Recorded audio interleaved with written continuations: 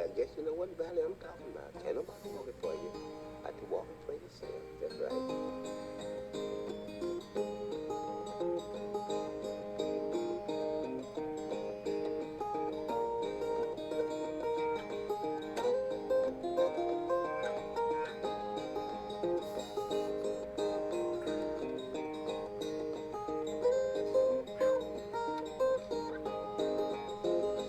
You got to walk that lonesome valley. Well, you got to walk it for yourself. Ain't nobody here can walk it for you. You got to walk the red valley for yourself. My mother had to walk that lonesome valley. Well, she had to walk it for herself. It's nobody here could walk it for her. Yeah, she had to walk the red valley for herself. Oh yeah, she got to walk that lonesome valley. Well, you got to walk it for yourself. It's nobody here can walk it for you. You got to walk. My father had to walk that lonesome valley. He had to walk it for himself. It's nobody here can walk it for him. He had to walk. Oh, Jesus had to walk that lonesome valley. He had to walk it for himself. It's nobody here could walk it for him. He had to walk the red valley for himself.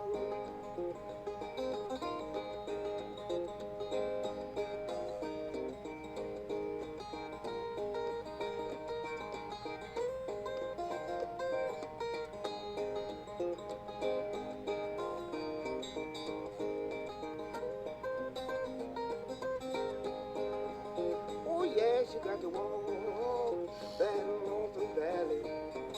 Well, you got to walk it for yourself.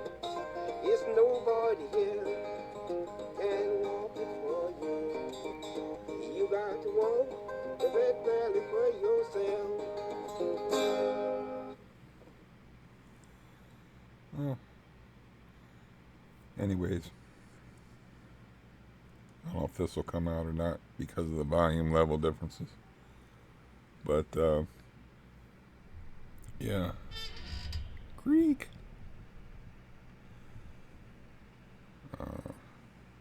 That song is interesting for a couple of reasons. First of all, the sound of Mississippi John Hurt is just like a big warm hug to me.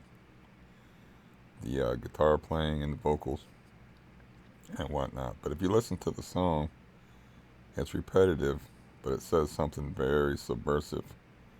That's why you can put stuff in art form and people miss it.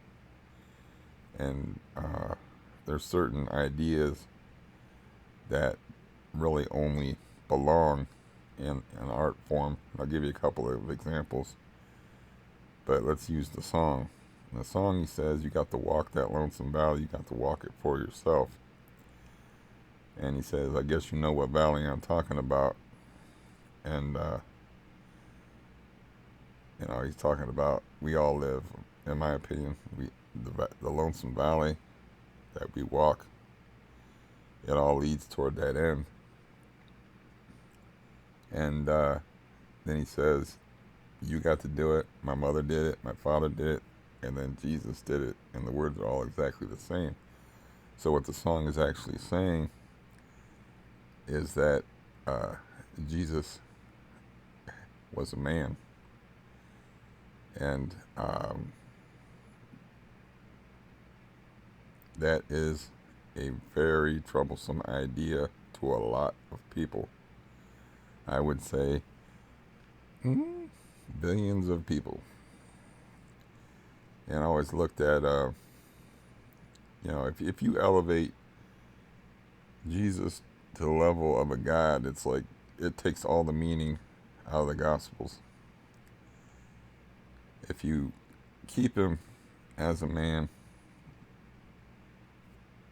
and then you got something, because then you're like, well, we can strive to follow that model of self-sacrifice and being a good person. But the way it worked out religiously is they decide, well, we'll make him a god of the Osiris dying and rising type, and then we'll put him up here, and then we'll be intermediaries, and we'll call ourselves priests, and then we'll have control and power. We can you confess to us, and we're intermediaries between you and God.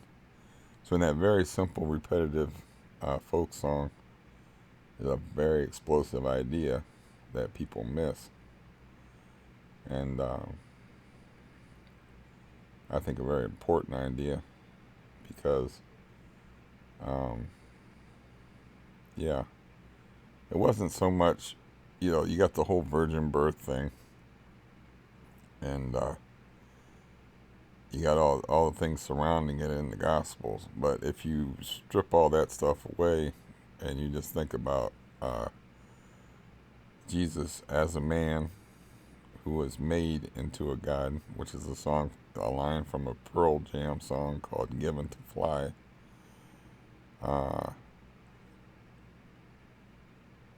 Then that puts a lot of responsibility on us if we want to consider ourselves Christians. But if we get to confess our sins, we can do whatever the hell we want. We just get forgiven. It's a little bit different. Because, it's a God, and it's like I grew up in going to the Catholic Church, and then my mom was a fundamentalist Christian, so I heard about this stuff all my life growing up. And since I almost ate the dirt sandwich when I was 16 with the spinal tumor and stuff, it's something I've thought about for a lot of years. Then I had my, I guess we could call it my religious conversion if you wanted to, when I was 20 years old. And then I talked to people on the internet about it for about 10 years straight, and I realized that people really don't understand or know a whole lot about this subject. And I made a video about it, and I guess I'll post a link to it because I think it's a pretty fun video. It's a pretty good video. But another example is like you can look for these hidden meanings and stuff in movies, in songs, in almost anything, any art form. That is kind of the purpose of art, is to convey a deeper meaning. But you look at the movie Sling Blade, I like them French fried potatoes. That movie from the 90s, what that does is it handles a very uncomfortable truth, which is the world would just be better without some people in it. They're no good to themselves. They're definitely no good to other people. They're just taking up space, creating misery in the world. And the Carl guy, who is the main character of Sling Blade, he sees through all the bullshit and all the moral, ethical questions, and it's like, if we get rid of this the white guy, all these people's lives are just going to be a whole lot better. So why don't I do that with this lawnmower blade? So, yeah. That's the actual theme behind Sling Blade, is there's just bad people, and the world would just be better without them, And that's not a comfortable idea, and perhaps not an idea that should be promoted, because then who gets to say who are the bad people. Like, I know my father had a negative impact on nearly everyone that knew him. But I was, my brother wanted to kill him.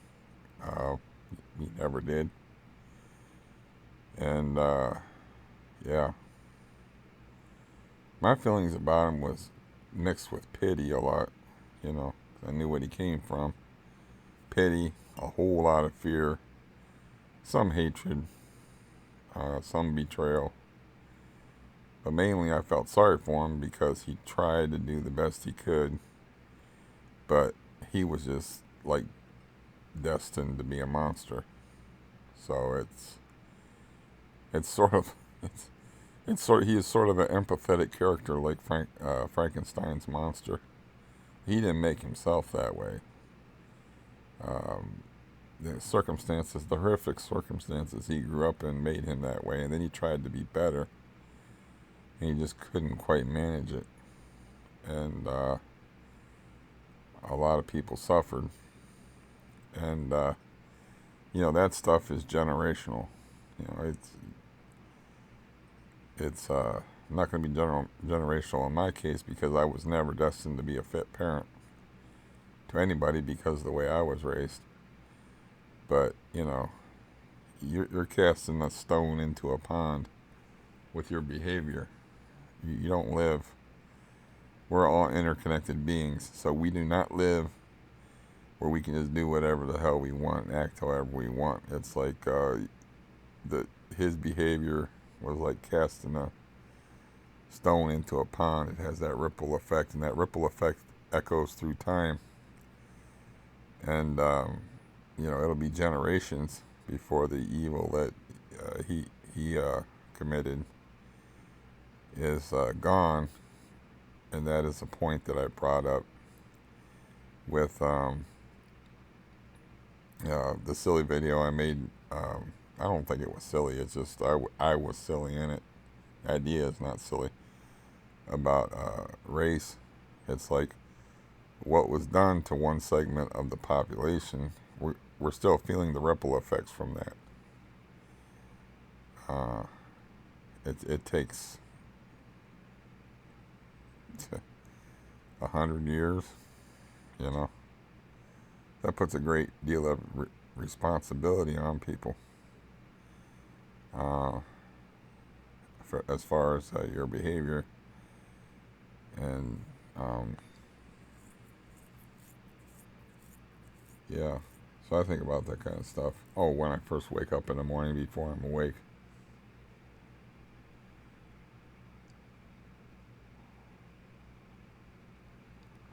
Anyways, I do believe all that stuff I said, and I wish I wouldn't have. I just do these things spontaneously. I don't. I will research stuff, but I don't script it. I don't try to make myself look smooth. I just get on here and talk. So I had to bring up NWA and what it actually stands for, and then I had to research that, and then I had to go back and make that video, and it took up a lot of my time. I had to go back and watch it. So if you make a 34-minute video, you got to rewatch it to see exactly how cogent it is. And like parts of it, the part that wasn't good was the part with the cop spit in the sandwich spitting thing. Could have done better with that, but when you're working on the fly, I'm not blaming benzos for that. When you're working on the fly, a lot of times, you can go back and you can this is my rough draft, and you can go back and you can do another video again, and you can make it all tight. But then you don't have the spontaneity of coming up with something interesting, like that occurs to you. You're like, you can make a nice, smooth, seamless video without the pauses and without the ums and the knows. And there's plenty of those on here, and there's plenty of babbling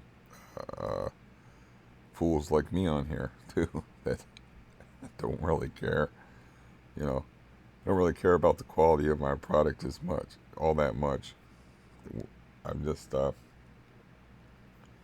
just do the best I can, and I don't really want to devote the time to it.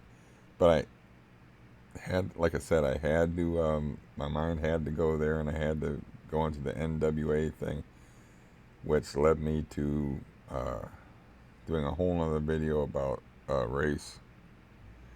Because yes, there are tiny differences in appearance in people.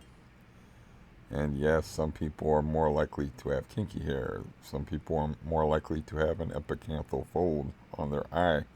Are these things really important? Or do they really merit categories, though? You know, as soon as you start dividing people up, you know, you're going to have a problem.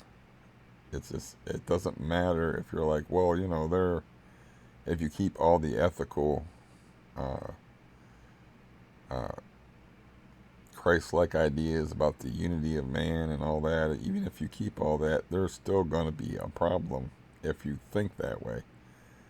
That's why I never allow myself to think that way. I don't want to talk to a so-called black person or a so-called person of Asian descent or anybody.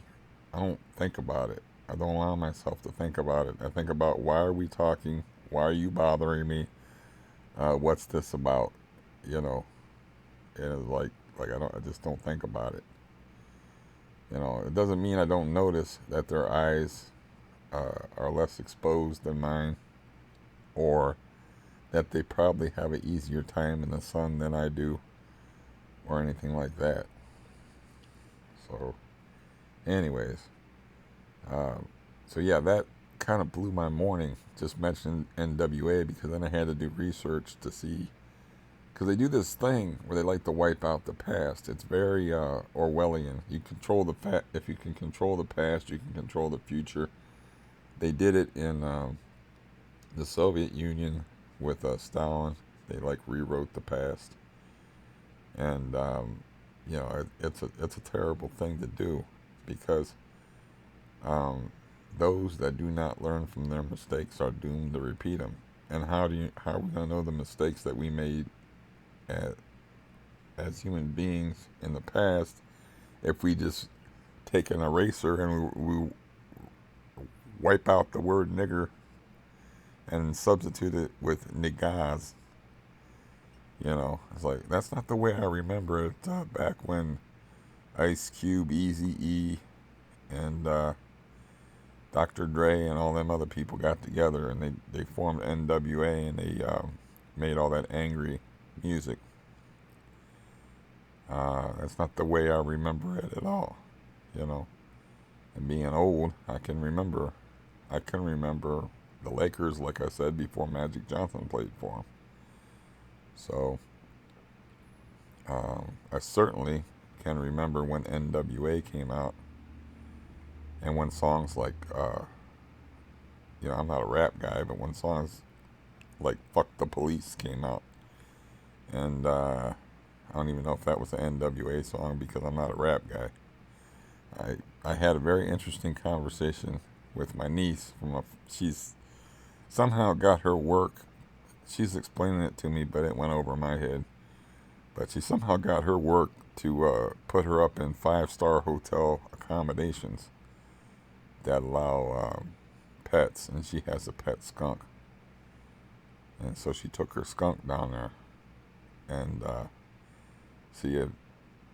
Yeah, I'm not comfortable. I already said I might as well finish now. I'm not comfortable. First of all, I'm afraid of her because she was in the army and was over in Afghanistan and during the fighting, and was hiding in bunkers, and the type of person that staples up her own wounds with a stapler. She actually freaking did that. She got a cut on her arm and took a stapler and stapled up the wound. Okay, this had her teeth drilled without Novocaine. It's like, I'm kind of scared of her. So, you know, I don't want to offend her, but I don't know why she would find it offensive anyway. But manager of the hotels called her, I guess, and said like, well, what we have here is we do have a pet friendly hotel, but could you please do us the favor by more or less what did she say? The guy said exactly. Could you please not walk your skunk in areas that might be heavily populated by other guests? You know, he didn't want his guests to be offended by the skunk. Turns out excuse me, the exact opposite was true, which everybody was fascinated by the skunk and wanted to pet the skunk and see the skunk, and all the maids and all the staff was like knock on her door and say, "Can I please pet your skunk?" Because it's not a common pet, and it's like the first time they ever got an opportunity to interact with a skunk and have a positive interaction. The only interaction I've ever had with skunks has been very negative and have been very traditional, having been sprayed by one. And skunks are sort of like nature's assholes because they act completely different than other wild animals. It's like other wild animals, they see you, they boogie. A skunk sees you, and it just saunters around like it's king of the world. I censored myself. I was gonna say king shit, but it's what they just go about their business because they're like, I'm a skunk. You know the deal. You fuck with me, I'm gonna ruin not only your day, I'm gonna ruin your week. So they kind of know that they're packing, I think. And so if I've almost hit him on a bicycle, you can't hear my bicycle coming and walk faster across the road. I remember that one time I swerved and missed a skunk on a bicycle. I'm like, man, that would have been tragic if I would have hit that skunk because you don't want to get that stuff in your eye. I think it's ammonia based, and you don't want to get anywhere near a skunk spray. But yeah, she told me that story. That was interesting. That the hotel was pet friendly, but it wasn't skunk friendly. But yet everybody in the hotel had, the manager was just assuming that the people in the hotel would be freaked out if she was walking around a skunk. Meanwhile, the complete opposite was true. They were fascinated by it. Um, so I asked her if it was the nicest hotel she ever stayed in. She said, no, it's the nicest hotel I ever stayed in Pennsylvania because she travels all over the place. And I'm like, well, that's probably not saying much because my experience of Pennsylvania goes back some years. And I'm like, I don't remember seeing nothing but a lot of tiny little houses, a lot of woods, and a lot of like steel mill looking areas, places I traveled through in Pennsylvania. And I guess there's been some sort of economic boom in certain areas of the state. But yeah, that was funny that the manager was making assumptions for the guests, and the guests were like fascinated uh, by the skunk.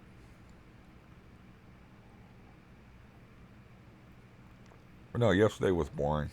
Because like I said, I kind of got stuck in bed because I brought up NWA and then I had to research it to make sure my memory was right because I looked it up on Wiki and I'm like, wait a minute. And then I was like, yeah, of course my memory is right, but they want to wipe that out and change the spelling of the word. It's sort of the thing they do now. It's like, well, it's different. We're not using the hard R on the end of the word. It's Niggah. It's like, whatever. For you. I'll just take the K off of it. You won't know having any idea. I'd be like, for you, man. You won't have any idea that I'm cursing you out. Anyways, I've been getting up too late. I got up at 6:30. Sun's cracking. It's about 7 o'clock. And so I just walked around the house. I actually do more walking around the house, but walking outside is better for me. So I want to do that. I want to get off here and do that. It's about the only thing I got accomplished yesterday because my nerves got bad, and I was like, no, I don't want to do anything else. Yeah. So, but I gotta walk. So I actually walk further in the house. I walk for like half an hour to 40 minutes. And when I walk outside, I'm walking 20 minutes tops. Um, maybe only, I can only walk so far outside because if I fall in here, I hit padded carpeting. If I fall out there, I'm hitting bricks and concrete and asphalt. So I can't walk as far and take as many chances. Yeah, I'm gonna go do that and see if I can do some work and have a good day. And yeah, hopefully the song come out. If it didn't come out, you won't. You know, I won't put this up. If the sound, it's hard to tell if the sound quality matches. But there's a lot of people that don't believe Jesus even existed as a man. But I'm like, you haven't been following history because every the pattern for it when you have a religious movement or a cult or a group of people that have a leader is they have a leader that's a bunch of people just don't get together and follow a bunch of rules and an ideology just like spontaneously. It would be very weird if like my whole neighborhood suddenly got the idea of meeting at a church and there was nobody to organize them and nobody to lead them. It's just like, each person sat in their individual room and an idea popped in their head. Hey, let's go down to the church on 6th Street and meet every Wednesday. Like, no, that's not how that works. So it's a silly idea that atheists put out there that, there was no actual physical man, even. It's a funny idea to me. But atheists, I spent years and years and years talking to atheists, and they run the gamut like anybody else, from reasonable to unreasonable. But your more unreasonable atheists, they will slam the door on anything. They don't want any little crack of divinity to seep in there. It's like there's carbon monoxide um, out there, or Cyclone B or something. And it's like, so they won't even acknowledge that there was a historical figure named Jesus, because that opens the door to the possibility that he could have been a divine being. Which personally, what I believe is that he was a guy who was an idealist and a good guy, and instead of like he like reached up and he shows us the potential that we all have to for selflessness and self-sacrifice and putting the good of the community over top of the good of the individual self. But that's just what I believe, and that's all you got to say is like that's what I believe. So, like there'll be people watching this. It's like Jesus is Lord. You can't say things like that, blasphemy, whatever. It's like, no, it's just something I believe. Can I have my beliefs? How about I let you have your beliefs and you let me have my beliefs? And I don't want to get, that's my field of expertise, if you want to call it that. Human psychology, and as it relates to belief and disbelief in deities. That's why I actually spent 10 years, and I've read so many books about that. That's what I was most interested in. That's what my novel is about, but it's not. It's presented in a Sling Blade, uh, Mississippi John Hurt type of manner. It's not like it doesn't hit you over the head with it like a club. But that's really what the novel is about. Even amongst all the blood and guts and the violence and whatnot, it's what the novel is about. So, um, yeah, it was such a spiritual experience for me that I actually, like I said, took part in it and did a water fast during the writing of it. I took it so seriously, and it was so important to me that like I was willing to die for it. Um, put my health at serious risk, and dehydration is nothing to play with. Not drinking any fluids for 50 hours. I think I could have done 3 days and not died, but I might have ended up in a hospital. 3 days would be 72 hours. But I started getting weird, like not understanding reality after 2 days with no fluids. Anyways, my throat's bothering me. I need to get out there and walk and have a good day. I hope you have a good day. I hope I figure out what's going on with my throat. Take a drink and see if that helps.